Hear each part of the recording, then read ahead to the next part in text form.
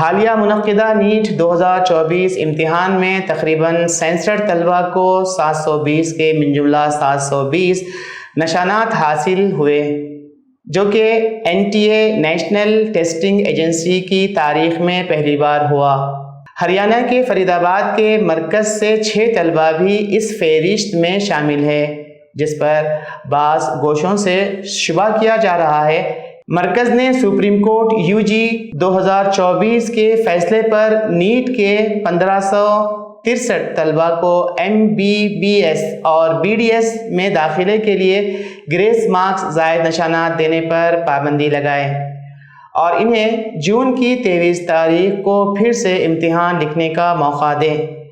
Justice Vikram Nath اور سندیپ مہتا کی special bench سے کہا گیا ہے کہ جن کو زائد نشانات دیے گئے ہیں ان کو ایک بار پھر سے امتحان کا موقع دیا جائے۔ کورٹ نے کہا ہے کہ داخلے کے لیے یہ ایک کاؤنسلنگ پروسیسنگ نہیں مانا جائے گا۔